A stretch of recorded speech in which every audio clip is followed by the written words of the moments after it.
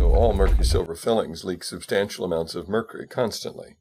The amount increases with any kind of stimulation, and as a result, mercury from fillings produces the majority of human exposure to mercury.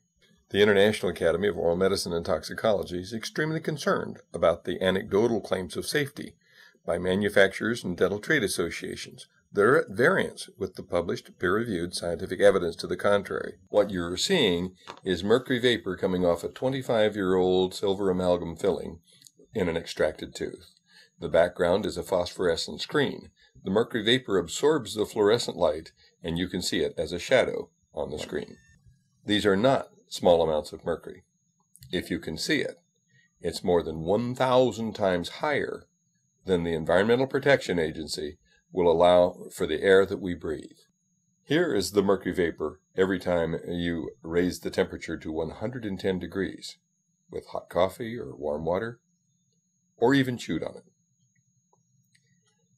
Mercury comes off fillings every time you stimulate them, and that stimulation causes the mercury to continue to leak out of the fillings for an hour and a half at a minimum.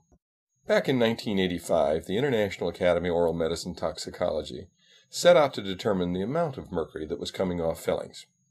And here's the graph, showing substantial quantities of mercury were measured coming off fillings. And then we estimated the total dose. Then we began animal experiments and put radioactive fillings in sheep. Mercury accumulated in the jaw, stomach, liver, and kidney of the sheep in just 30 days. Substantial quantities of mercury spread from the fillings to every organ in that sheep's body. This should be of concern for everyone. Then we measured that the sheep's kidneys dropped in their ability by 60% to clear inulin, an indication of kidney malfunction. Whole body imaging of monkeys found exactly the same thing. Proponents of amalgam fillings claim that sheep chew too much. Well, what's the problem with monkeys? They had mercury in their jaw, kidneys, liver, intestine, and heart. And further research found dystrophic bacteria that were antibiotic resistant cropped up in the intestines within 2 weeks of receiving these mercury-leaking fillings. Further studies have found damage to the ADP ribosylation of brain neuron proteins.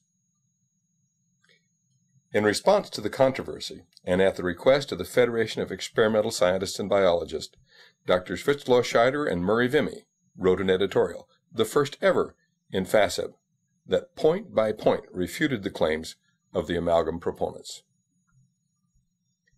In 1991, the World Health Organization acknowledged that the predominant source of human exposure to mercury is from your fillings. That should be of concern to anyone wanting to have healthy children, because mercury is highly damaging to fetuses. Experiments in sheep showed that mercury from the sheep's fillings transferred immediately to the placenta, to the unborn fetus, and to every conceivable portion of the fetus's body. It even increased in the lamb higher after birth from mercury in the mother's milk. There's no such thing as a safe mercury filling. All mercury fillings leak mercury. The combined effect of mercury, cadmium, and lead is synergistic, and 1 and 1 may make 100 or even 1,000. We've heard that children are exposed to lead from our environment. Mercury and lead is many times more toxic than just mercury alone. The fact that it is mercury can easily be demonstrated with a Jerome mercury vapor analyzer. The tooth is first cooled and then analyzed with the mercury sniffer. The Jerome shows that there are no emissions coming off a cooled dental amalgam. Then we stimulate the surface with a small explorer, scraping gently, and the Jerome takes another 10-second sample. California maximum contaminant level for mercury at the hazardous waste dump is 100.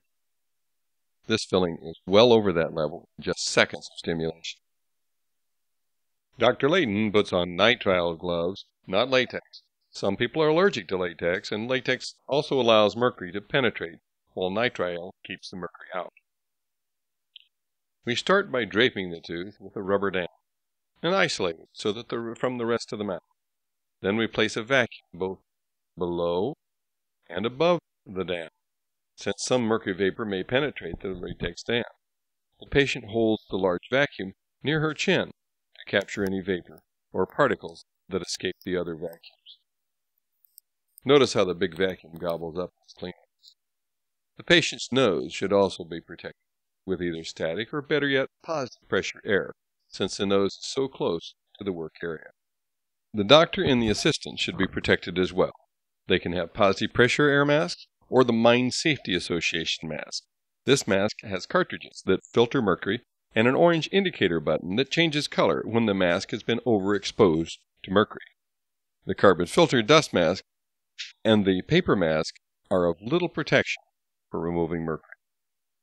Once the mercury is out, using the cut and chunk technique, the mouth should be thoroughly rinsed for 60 seconds to capture any mercury particles. Now a fresh rubber dam can be applied and the tooth restored. The assistant wraps the old rubber dam up in her glove, and Dr. Layton does the same thing to prevent any mercury from escaping into the office. Unfortunately, many government and welfare programs and insurance companies only pay for amalgam fillings, and thus patients are forced due to economics to accept mercury-leaking fillings. 9 countries have thus far restricted the use of amalgam, and some cities in the United States now require mercury separators on the drains of the dental office in order to protect the environment. The environmental laws we currently have in place are sufficient if only those responsible would enforce the laws. Dentists should not be allowed to contaminate our environment, and they can't if the laws were enforced. The dentist should not be allowed to poison their staff, and they can't if the occupational health and safety laws were enforced. The whole solution to this problem can be summed up this way. 1. Make the government stop requiring mercury fillings for poor people. 2. Make the dental schools stop teaching students to use mercury and require them to comply with the existing environmental and occupational health and safety laws. 3. Make the dentist do the same. 4. You take the time to make a phone call to your legislature and demand action. And 5. Insist that your dentist receive adequate training before you have any more treatment.